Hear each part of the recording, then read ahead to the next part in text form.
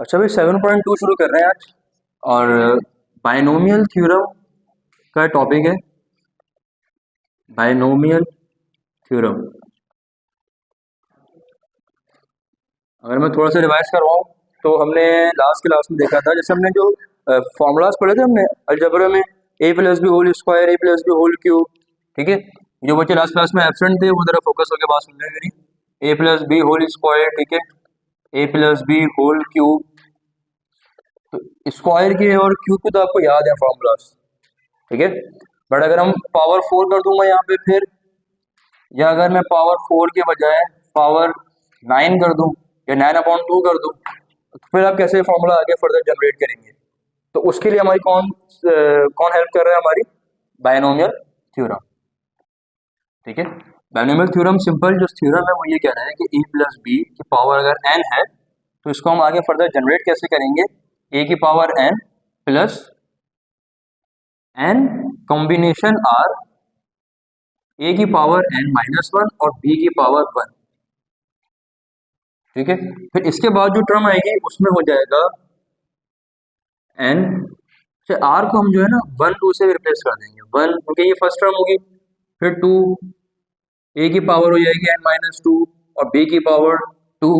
अच्छा, binomial theorem में जो हम टर्म जो काउंट करते हैं टर्म्स, वो हम लोग जस्ट लाइक एरेज वाला काम करते हैं। जैसे हमने एरेज में पढ़ा था इंडेक्सिंग, स्टार्टिंग फ्रॉम 0 1 2 3, इस तरीके से इसमें भी होता है कि फर्स्ट टर्म आपकी गिराएगी 0, फिर ये आपके पास फर्स्ट टर्म हो जाएगी जो कि इंडेक्सिंग में सेकंड पे आएगी, फिर ये सेकंड टर्म जो कि वैसे तो थर्ड टर्म है बट इंडेक्सिंग में ये सेकंड कहला रही है। तो इस तरीके से हमारा फॉर्मूला हम ओपन करेंगे, और जब तक ओपन करेंगे जब तक हमें ए की पावर 0 ना आ जाए और बी की पावर n ना आ जाए। अभी हो सकता है बात समझ में नहीं आ रही हो। एक हम एग्जांपल लेते हैं कि भाई ए प्लस बी होल क्यूब, ये हमें फॉर्मूला याद है इसका। अब इस फॉर्मूले को हम जनरेट करते हैं थ्रू बाइनोमियल थ्योरम। ठीक है, मैंने लिखा ए प्लस बी और पावर लगा दी मैंने क्यूब। ठीक है, पहली टर्म क्या, ए की पावर है, तो ये ए की पावर 3, फिर उसके बाद क्या है n कॉम्बिनेशन 1, ये n/1 नहीं है, n कॉम्बिनेशन 1 है। ठीक है, चैप्टर नंबर 5 है, चैप्टर नंबर 6 पर n मेरे पास क्या है 3 और 1 एज इट इज। ए की पावर n-1, n है 3 और -1 और b की पावर 1। ठीक है, फिर उसके बाद 3 2, a की पावर n-2 तो 3-2 और b की पावर 2। फिर उसके बाद आगे आएंगे 3 कॉम्बिनेशन 3, a की पावर 3 -3।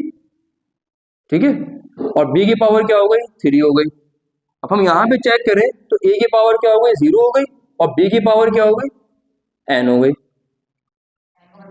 n ये मतलब था आपके पास जो पावर है होल पावर जो है 3। तो इन द लास्ट अगर हम चेक करें तो हमारे पास a की पावर 0 हो गई और b की पावर क्या हो गई n, और ये हमारी इस बायनोमियल थ्योरम की लास्ट टर्म हो जाएगी। ठीक है, इसको अगर फर्दर हम और एक स्टेप आगे चलते हैं लेके, तो ये हो जाएगा a क्यूब। ठीक है, इसका आंसर आएगा 3, a 3-1 2 a square, b as it is, और 3 कॉम्बिनेशन 2 का आंसर भी 3 आएगा। a की पावर क्या हो जाएगी 3-2 1 और b स्क्वायर। उसके बाद 3 कॉम्बिनेशन 3 का आंसर आएगा 1, 1 हम जो है लिखते नहीं है। a की power 3-3 0, a power 0 is equal to 1 1 और b की पावर 3 यानी कि क्यूब। ये हमारे पूरा फॉर्मूला बन गया जो हमने याद करा हुआ है फॉर्मूला ए प्लस बी होल क्यूब का। तो इसी तरह फॉर्मूला स्क्वायर का भी जनरेट हुआ है, फिर फर्दर इसको हम आगे कैरी ऑन कर सकते हैं। बताने का मकसद बस ये था कि बायनोमियल थ्योरम जो है वो हमारी इस तरह की एक्सपेंशन में हेल्प करता है। बेसिक थ्योरम ये है हमारे पास, इसमें हम सिंपली वैल्यूज पुट करते रहेंगे और अपना सॉल्यूशन आगे निकालते रहेंगे।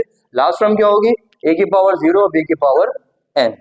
ठीक है जी, तो इस तरह के आपके पास क्वेश्चन नंबर 1 और 2 जो है वो इस तरह सॉल्व हो जाएंगे, जो कि हम लोग कर चुके हैं। आज हम शुरू करने वाले हैं क्वेश्चन नंबर 4, और क्वेश्चन नंबर 4 में एक नया फॉर्मूला आ रहा है, और वो फॉर्मूला क्या कह रहा है कि अगर हमें एक बायनोमियल एक्सपेंशन है, ठीक है जी, इसमें अगर हमें एक पर्टिकुलर टर्म फाइंड करनी है, जैसे मुझे अब जैसे यहाँ पे जो क्यूब है तो हमारे पास सिर्फ और सिर्फ 1 2 3 और 4th टर्म आ रही है। ठीक है, अगर यहाँ पे एक्सपेंशन की n की जगह 3 है, 3 की जगह हमारे पास कोई और टर्म होती, सपोज 32 होती, तो हमारे पास अराउंड 33 टर्म्स आती। तो अगर हमें कोई एक स्पेसिफिक टर्म फाइंड करनी है कि यार इस एक्सपेंशन में टर्म नंबर 5 क्या होगी मुझे आप ये बता दो, टर्म नंबर 6 क्या होगी मुझे आप ये बता दो। तो उसके लिए हमारे पास एक फॉर्मूला है, उसको हम कहते हैं जनरल टर्म फार्मूला, ठीक है। और फॉर्मूला ये कह रहा है T R plus one is equal to N combination R, ठीक है, और एक्स की पावर है एन माइनस आर और वाई की पावर है आर। इस फॉर्मूले के थ्रू हम कोई भी एक टर्म फाइंड कर सकते हैं बायनोमियल एक्सपेंशन की। इन अदर वर्ड्स आपको उन्होंने एक्सपेंशन दी थी a प्लस बी पावर 32 और आपसे कह रहे हैं कि आप 17th टर्म फाइंड करो। अब एक तरीका क्या है कि आप पूरी एक्सपेंशन आप एक्सपेंड करें, 32 टर्म्स निकालें, उसमें जो 17 टर्म आ रही है वो उठा के आप आंसर में शो करा दें। वो तरीका थोड़ा सा लेंथी तरीका है, ठीक है। तो हमें एक फॉर्मूला दे दिया गया है कि आप ये फॉर्मूला यूज करें और इस फॉर्मूले को यूज करके आप कोई भी स्पेसिफिक टर्म फाइंड कर सकते हैं किसी भी एक्सपेंशन की, ठीक है। फॉर्मूला समझ में आ गया। अब इसी फॉर्मूले को हम यूज करेंगे और क्वेश्चन नंबर 4 सॉल्व करेंगे। क्वेश्चन नंबर 4 में हमारे पास, इसको जरा मैं रफ कर देता हूँ।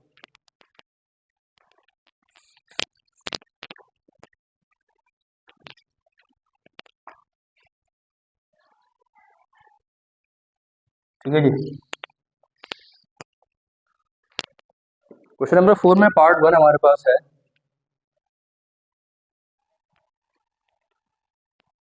2/3x माइनस 3/2, 2/3x माइनस 3/2 और होल पावर है इसकी 10, ठीक है।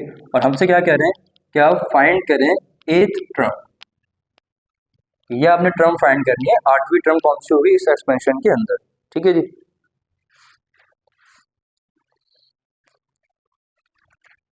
तो अब कैसे फाइंड करेंगे, एक हमारे पास तरीका क्या है कि इसकी मैं इस थ्योरम के थ्रू पहले तो पूरी एक्सपेंशन कर दूं और जो 8वीं टर्म हो वो मैं निकाल के आंसर में शो करा दूं। बट हमने भी एक फॉर्मूला पढ़ा है जनरल टर्म का फॉर्मूला क्या था कि भाई टी, जी बेटा नहीं 2 करना है, क्वेश्चन नंबर 3 निकालना है, एन कॉम्बिनेशन आर एक्स की पावर एन माइनस आर और वाई की पावर आर। अब हम इस फॉर्मूले को हम यूज करेंगे और 8th टर्म फाइंड कर लेंगे without any expansion, further process में जो है जाए बगैर। तो ये जो आर है ना यहाँ पे आर, ये बताएगा इंडेक्स नंबर, क्योंकि हमने सर में थोड़ी सी कोडिंग भी करी हुई तो हमें आइडिया है कि भाई एरेज की इंडेक्सिंग होती है, वो फॉर्म 0 से हम स्टार्ट करते हैं। तो अब मुझे बताओ कि अगर वो 8th टर्म आपसे मांग रहे हैं तो 8वीं टर्म की इंडेक्स नंबर क्या होगा, 7 होगा, एक पीछे कर लो आप, ठीक है। तो आर मेरे पास क्या आ गया, आर मेरे पास 7 आ गया, ठीक है। तो मैं जहां जहां आर है उसको मैं 7 से रिप्लेस कर दूंगा और एन मेरे पास क्या है जो होल पावर मुझे दी हुई है फॉर्मूले में क्वेश्चन के अंदर, ये 10 मेरे पास क्या हो गया, एन हो गया, ठीक है जी। तो अब मैं सॉल्व करना शुरू करता हूँ। T 7 + 1 is equal to N मेरे पास है 10 और आर मेरे पास है 7 एक्स। अच्छा अब एक्स और वाई क्या है यहाँ पे, ये फॉर्मूले की जो फर्स्ट टर्म है मेरे पास ये वाली टर्म, ये एक्स बन जाएगी और जो सेकंड टर्म है ये मेरे पास सिंपली वाई बन जाएगी, ठीक है। तो x मेरे पास क्या आ गया 2/3x, 2/3x, ये मेरे पास x आ गया, x की पावर क्या है n माइनस आर, n मेरे पास 10 है और r मेरे पास 7 है। फिर मैं आया y पे, अच्छा अब y की साइन भी लिखनी है साथ साथ नेगेटिव, -3/2, तो -3/2 मेरे पास हो गया y, पावर इसकी क्या है r मेरे पास क्या है 7, एंड जो आपके पास गोल पे जो आपको एक्सपोनेंट दिया हुआ है पावर 10,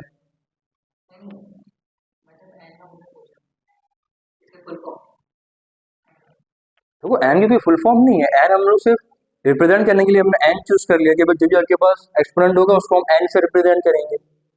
अब जिस बंदे ने बाइनोमियल थ्योरम बनाया उसने खुद से एन सपोज कर लिया, वो अगर ए करता बी करता तो हम लोग फिर इसको ए और बी से रिप्रेजेंट कर रहे होते, बस एक्सपोनेंट को रिप्रेजेंट करने के लिए हमने एन चूज कर लिया और इंडेक्स नंबर को हम आर से रिप्रेजेंट कर रहे हैं, ठीक है, सिंपल।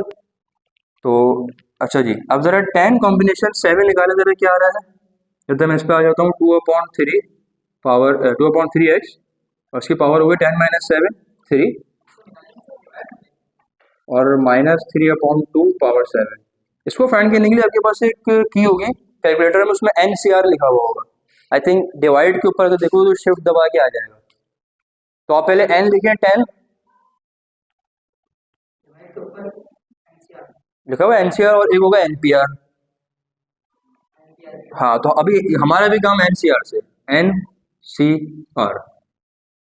तो पहले आप एन लिखें, एन क्या है 10, 10 लिख दिया आपने, फिर आपने एनसीआर वाला बटन वाली की प्रेस करी।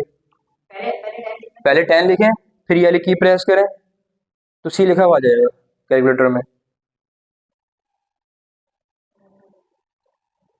ठीक है, तो उसके बाद आर लगा दें, आर 7 है, तो 10C7 लिखा हुआ आ जाएगा। फिर आर, आर 7 है, नहीं नहीं अब 7 लिखो ना, अब तो आर तो 7 है ना हमारे पास। क्या आंसर आया आपका भी? फंक्शन नहीं, तो 120 आ गया। ठीक है, 120 आ गया, और ये हमारे पास 2/3x 10 - 7, ये 7 आ गया, और -3/2 पावर क्या आ गई, 7 आ गई। ठीक है, इसको हम थोड़ा सा फर्दर और सॉल्व कर लेते हैं। तो ये माइनस को जरा मैं शुरू में भेज रहा हूँ, माइनस आंसर एक क्या कॉम्बिनेशन चैप्टर नंबर 6 में है। बस यहाँ फिलहाल ये काम है कि इसको आप सिर्फ की के थ्रू फिलहाल इसको लेकर चल रहा हो आगे, इसको हम एक बार डेप में जाके देखेंगे इंशाल्लाह ताला। माइनस मैंने शुरू में कर दिया 120, अच्छा 2/3 और पावर क्यूब है, तो मैं 2 पे भी क्यूब लगा रहा हूँ और 3 पे भी क्यूब लगा रहा हूँ और x पे भी क्यूब लगा रहा हूँ। ठीक है जी, ये मैंने ब्रैकेट में दोबारा डाल दिया। यहाँ देखो 3 की पावर 7, 3 पे भी 7 आ गई पावर, और 2 पे भी पावर 7 आ गई। ठीक है, अब ये 2 क्यूब और ये 2 पावर 7 कैंसिल हो रहे हैं आपस में, डिवाइड की फॉर्म है ना, तो पावर 3 ये तो पूरा कैंसिल हो गया, क्यूब था, तो ये 7 में से 3 बचा, 3 माइनस करा हमने तो 4 बच गया, क्योंकि अगर बेसिस सेम है, डिवाइड हो रहे हैं, तो पावर्स सब्ट्रैक्ट हो जाती है। तो यहाँ भी ऐसे हुआ, 3 का क्यूब इससे कैंसिल हो गया, और यहाँ हमारे पास रह गया 4। ठीक है जी, पावर, हाँ पावर 4 पावर, तो ये हो गया 120x³ ठीक है, और यहाँ हमारे पास रह गया 3 पावर 4 और 2 पावर 4। इन दोनों की बेसिस सेम नहीं ना, इन दोनों को आपस में कैंसिल कर देंगे। ठीक है जी, कौन सा 3 और 2, ये दोनों?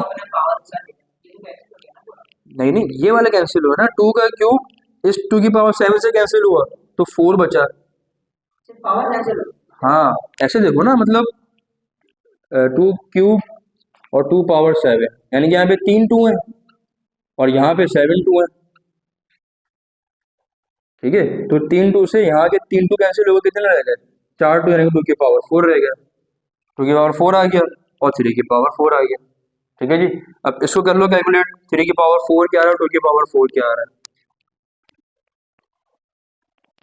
-120x³, 3 पावर 4 क्या आ गया मेरे पास, 81। ठीक है, और 2 पावर 4 मेरे पास क्या आएगा, 16 आ जाएगा, 81/16। ठीक है जी, अब 120 को मल्टीप्लाई करो 81 से और फिर 16 से डिवाइड करेंगे। अब से फर्दर सॉल्व करना है। मेन जो हमारा काम था, मेरा बताने का मकसद जो था वो भाई ये फॉर्मूले को कैसे यूज करना है, कैसे वैल्यूज पुट करनी है, वो हमने देख लिया। अब तो फर्दर हमारी मैथमेटिक्स चल रही है, बस कैलकुलेशन परफॉर्म करना है 16 से। कोशिश करो कि उसको फ्रैक्शन में ही रखो, वो दबाओ एस और एरो डी होगा ना, ताकि हमें आंसर भी फ्रैक्शन में ही मिले, क्योंकि हमें जो क्वेश्चन है ना देखो, वो भी हमें फ्रैक्शन की फॉर्म में ही है। माइनस का 1215/2 और ये x³ एज इट इज आ गया, तो ये मेरे पास क्या आ गई, ये मेरे पास 8th टर्म आ गई इस एक्सपेंशन की। फ्रैक्शन रखो तो ज़्यादा बेहतर है, क्योंकि हमें सवाल भी देखो ना फ्रैक्शन की फॉर्म में दिया हुआ है, इसको हम सॉल्व कर रहे हैं, हमारे फ्रैक्शन में चल रहा है, तो आंसर भी फ्रैक्शन में रखेंगे, फिर बुक में भी आंसर जो है वो फ्रैक्शन की फॉर्म में ही है। अब देखो इस फॉर्मूले से हमारी हेल्प कितनी हुई कि हमें ये एक्सपेंशन पूरी एक्सपेंड करनी नहीं पड़ी, इसको हम बायनोमियल थ्योरम से पूरा एक्सपेंड करते, 10 टर्म निकालते, फिर वहां से निकाल के लेके आते 8वीं टर्म, हमने डायरेक्ट फॉर्मूला अप्लाई करा और हमें इस एक्सपेंशन की डायरेक्टली 8वीं टर्म मिल गई। तो ये काफी एक बेनिफिट है बायनोमियल थ्योरम को यूज करने का। वो सवाल पे डिपेंड करेगा कि आपको मतलब कोई अगर टर्म नंबर आपको दिया हुआ है, वो आपको टर्म फाइंड करनी है, तो फिर आप ये फॉर्मूला यूज कर लेंगे। अक्सर ऐसे भी फॉर्मूला आएंगे कि आपको कोई ऐसी टर्म निकालनी है जिसपे x की पावर 2 हो, अब आप देखते रह जाओगे भाई क्या करें, तो वो भी हम इस फॉर्मूले से यूज कर सकते हैं। ठीक है, तो इसको कॉपी कर लें, फिर आगे चलते हैं।